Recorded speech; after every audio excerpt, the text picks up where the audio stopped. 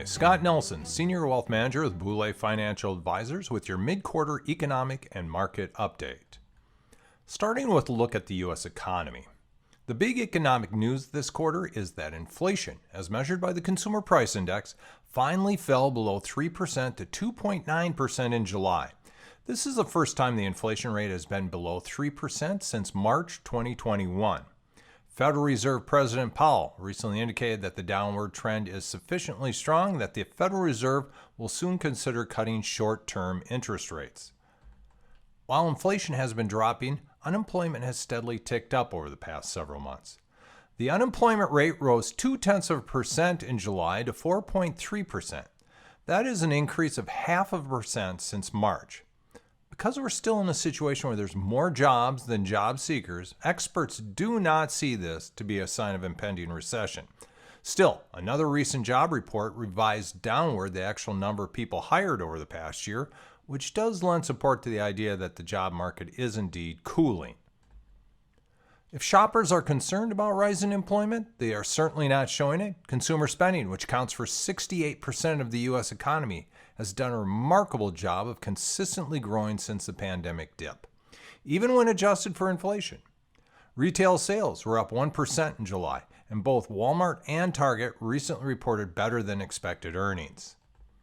So the overall picture of the U.S. economy is that it continues to show resilience in 2024.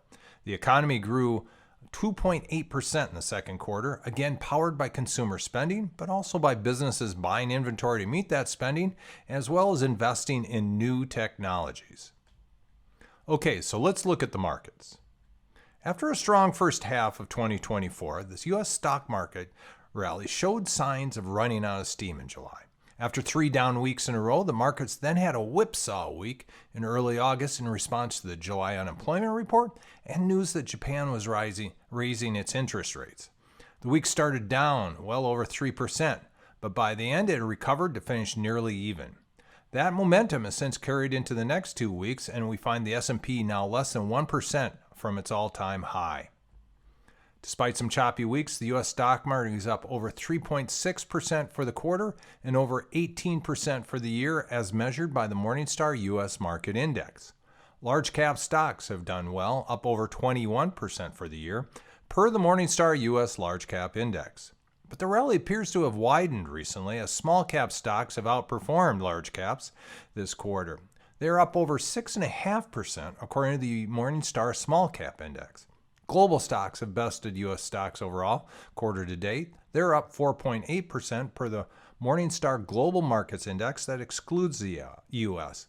Developed markets have powered that performance, up over 6% this quarter and up 11.2% for the year, while emerging markets have continued to lag. The U.S. bond market has rallied in recent weeks in response to stock market volatility and the growing expectation that the Federal Reserve will soon cut short-term interest rates. Overall, the U.S. bond market is up 4.3% for the quarter, according to the Morningstar Core Bond Index. Corporate bonds did slightly better, up 4.6%, while government bonds lagged slightly, but were still up almost 4%. Longer-term bonds have rallied strongly this quarter as the likelihood of interest rate cuts grows.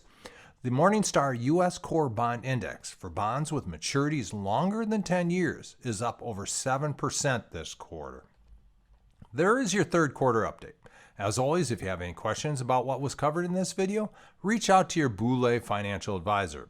To learn more about Boulay, please check out our website or email us at learnmore@boulaygroup.com.